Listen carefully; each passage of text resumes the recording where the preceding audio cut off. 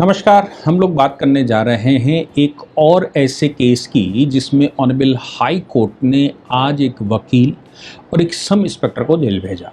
आप सोचिए कि कल हमने एक लेक्चर रिकॉर्ड किया था।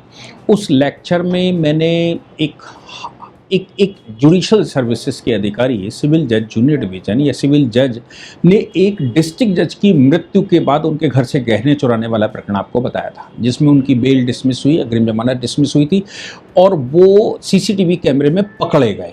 जिसकी सेवा में वो थे सीनियर ऑफिसर के, वो सीनियर ऑफिसर जब मर गए तो उनका परिवार सब विदेश में था।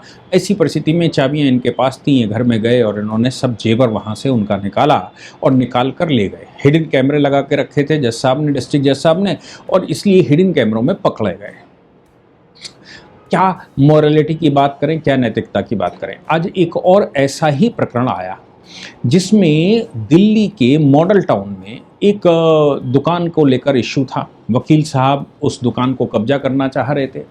वकील साहब का किसी राजेश जैन नाम के व्यक्ति से विवाद हो गया, क्योंकि दोनों क्लेम कर रहे थे कि दुकान की ओनरशिप उनकी है। ऐसी परिस्थिति में जब राजेश जैन नहीं माने तो आर.के. कोहली नाम के वकील ने एक महिला को तैयार किया। ऐसा बाद में इन्वेस्टिगेशंस में निकल कर आया कि वो महिला पहले से उनके संपर्क में थी। उन्होंने उसको कन्विंस किया। कन्विंस करने के बाद राजेश या राकेश जैन, क्या नाम है उनका, मिस्टर जैन के खिलाफ एक सामूहिक बलात्कार का मुकदमा लिखा गया। मेडिकल हुआ, मेडिकल भी कॉम्प्रोमाइज़ किया गया और मेडिकल होने के बाद वो रिपोर्ट सबमिट हो गई, जिसके आधार पर जैन साहब को पकड़ लिया गया। जैन साहब के ऊपर बाद में दबाव बनाया गया और ये कहा गया कि अगर तुम्हें बलात्कार के केस से बचना है तो निश्चित तौर से तुमको ये प्रॉपर्टी छोड़नी पड़ेगी। ये प्रॉपर्टी हमारे पक्ष में कर दो तो फिर तुम इस बलात्कार के केस से छूट सकते हो। जैन साहब और उनका परिवार अड़ा रहा। उन्होंने कहा मैं गलत नहीं हूँ तो मैं समझौता नहीं करूँगा। वो जेल चले गए। जेल जाने के बाद जब ट्रायल चला तो ट्रायल में डॉक्टर्स आए जिन्होंने मेडिकल किया, वो महिला। अब चूंकि प्रिजम्पशन का मामला बनता है, एक बात समझ लीजिए कि रेप केसेस में प्रिजम्पशन है। प्रिजम्पशन मतलब पूर्वाग्रह है, और वो ये है कि अगर महिला का मेडिकल सपोर्ट करता है तो ऐसी परिस्थिति में महिला जिसका नाम बताएगी उसके नाम से मुकदमा फाइल होगा और ये माना जाएगा कि वो दोषी है। अब जिसके ऊपर ये मुकदमा फाइल हुआ है वो इसको रिब्यूट करे। रिब्यूट मतलब इसका खंडन कर ले तो बच जाएगा। अदरवाइज अगर मेडिकल में ये पाया गया कि उसका बलात्कार हुआ है या उसका रेप हुआ है तो वो जिसका नाम बताएगी वही दोषी है। जो दोषी है मान लिया गया। अगर वो ये प्रूफ करने में असफल रहता है कि मैं निर्दोष हूं, तो ऐसी परिस्थिति में चाहे दोष सिद्धि हो या ना हो, चाहे बाकी प्रूफ हो या ना हो, प्रोसिक्यूशन अपनी स्टोरी प्रूफ कर पाए या ना कर पाए, उनको जेल में रहना पड़ेगा, उनको सजा हो जाएगी। लेकिन जैन साहब मुकदमा अच्छे से कर रहे। अमर सिंह नाम का एक एसआई, और एसआई ने मतलब जब तक एसआई और वो महिला और वकील साहब मिले नहीं होंगे तब तक कैसे ये सब कुछ हो सकता है। तो वहाँ ये बात सामने आई कि अमर सिंह ने मुकदमा लिख लिया। आर.के. कोहली के कहने पर मुकदमा लिख लिया गया और मुकदमा लिखकर उस महिला का बयान ले लिया गया, उसको मेडिकल करवा दिया गया। इतना सफिशिएंट था।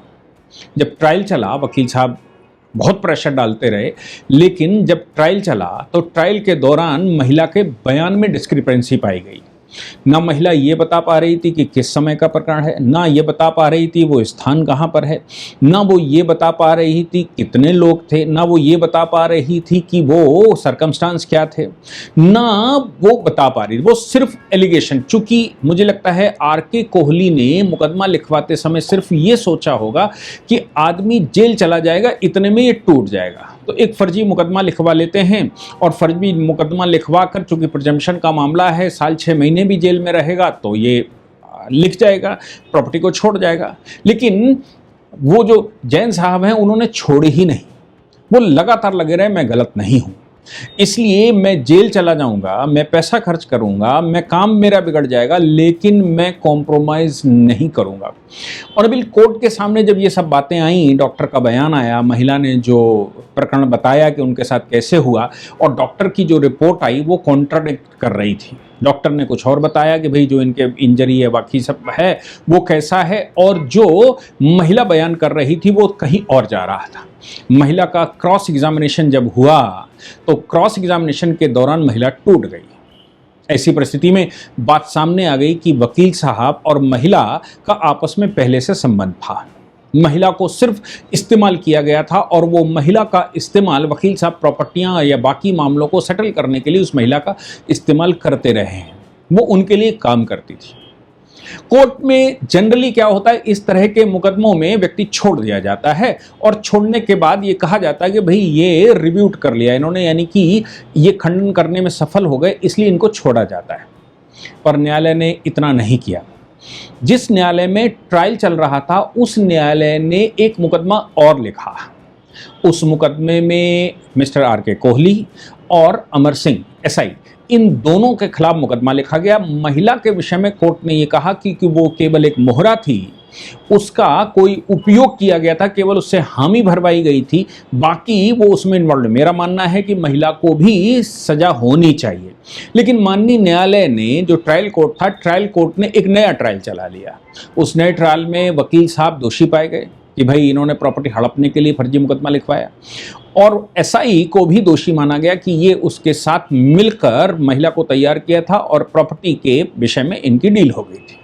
ऑनरेबल कोर्ट ने 7 साल की सजा, दोनों 7-7 साल की सजा दी। उनका बार काउंसिल का प्रैक्टिस का सर्टिफिकेट चला जाएगा, नो डाउट, और इधर इनकी नौकरी चली जाएगी। ये दोनों ही हाई कोर्ट पहुंचे।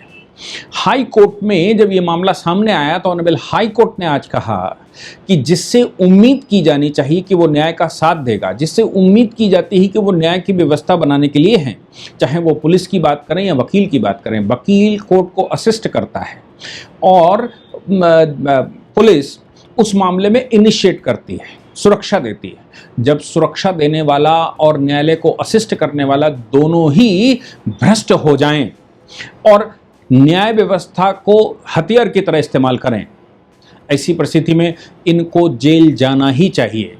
ऐसे लोगों की आवश्यकता नहीं है।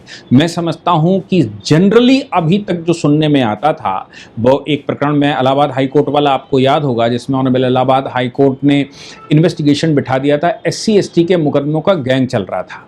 इलाहाबाद हाई कोर्ट के डिस्ट्रिक्ट कोर्ट में कुछ वकीलों ने कुछ SC ST के लोगों को अपने साथ मिलाकर, उनकी महिलाओं को मिलाकर एक गैंग बनाया था। उस गैंग में वो प्रॉपर्टियां चिन्हित करते थे। ये 1-2 साल पहले की बात है।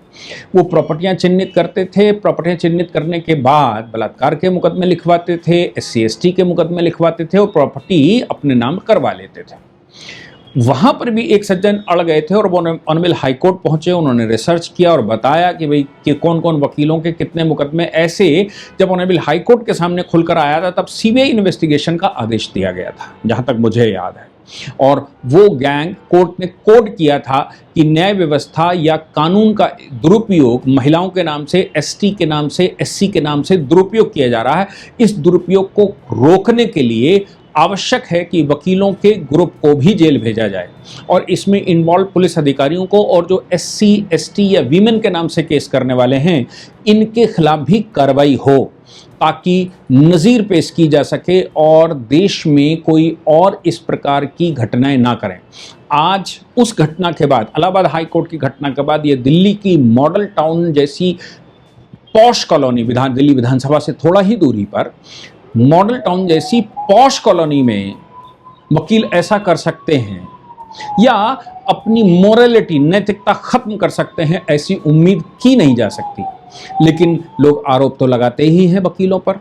वकालत का पेशा चूंकि सिद्ध करने का है, इसलिए लोग झूठ सच के नाम से भी कहते हैं, जबकि वकील का काम केवल रिप्रेजेंटेशन करना होता है। वो अपने क्लाइंट की बात न्यायिक भाषा में न्यायालय को बताए, इससे ज़्यादा उसका रोल नहीं होता। लेकिन जब अपनी शक्तियों का दुरुपयोग करना शुरू करते हैं तो ये याद आता है कि पढ़ा लिखा बहुत इम्पॉर्टेंट नहीं है, नैतिकता कितनी इम्पॉर्टेंट है। इसलिए हमारे स्कूल के सिलेबस में पहली क्लास से नैतिकता पढ़ाना अति आवश्यक है। बाकी चीज़ें इतनी आवश्यक नहीं है जितनी नैतिकता है, क्योंकि आज के टाइम पर ये देखने में आया है, कल भी उत्तर प्रदेश में एक मॉड्यूल पकड़ा है और उस मॉड्यूल में कुछ डॉक्टर्स पकड़े गए हैं जो आतंकी हैं, जिन्होंने कहा हिंदुओं को रिक्रूट करो और हिंदुओं को रिक्रूट करके एनजीओ चलाओ और फिर उनके माध्यम से ये टेररिस्ट ऑर्गेनाइजेशन चलाई जाए। आप सोच लीजिए कि नैतिकता कितनी इम्पॉर्टेंट है हमारे समाज के लिए। अगर भारत को सही करना है तो सबसे पहले नैतिक पाठ पढ़ाना होगा, उसके बाद उसको घर चलाने के पाठों की आवश्यकता पड़ेगी। अगर उसको हथियार दे दिया लेकिन हथियार के एथिक्स नहीं बताए, कानून का हथियार, मेडिकल का हथियार, पैसे का हथियार या फिर कोई नौकरी या सरकारी कर्मचारी, कुछ भी, ये सारे हथियारों की तरह इस्तेमाल हो सकते हैं। अगर हथियार दे दिया लेकिन उस हथियार का उपयोग नहीं हो पाया तो मैं समझता हूँ कि ऐसी परिस्थिति में अगर उसको सही इस्तेमाल ना किया गया या फिर मैं कहूँ कि सही से नैतिकता ना बताई गई, उसकी एथिक्स ना बताई गई, तो कोई हथियार सब्जी काटने का काम भी करता है और वो हत्या करने का भी काम करता है। वही हथियार डिफेंस का काम करता है और वही हथियार क्राइम का काम करता है। इसलिए एथिक्स पढ़ाना अति आवश्यक है। मैं गुजारिश करता हूँ हमारे देश की शिक्षा व्यवस्था को जानने वाले लोग या उसमें काम करने वाले लोगों से कि हमें एथिक्स पढ़ाना अति आवश्यक है। अगर नैतिकता नहीं पढ़ाई गई तो सब खत्म होगा, हिंदुस्तान हिंदुस्तान नहीं रहेगा, ये इस्लामिस्तान या ईसाईस्तान की तरह भ्रष्ट लोगों का स्थान बन जाएगा। जय हिंद, जय भारत, वंदे मातरम।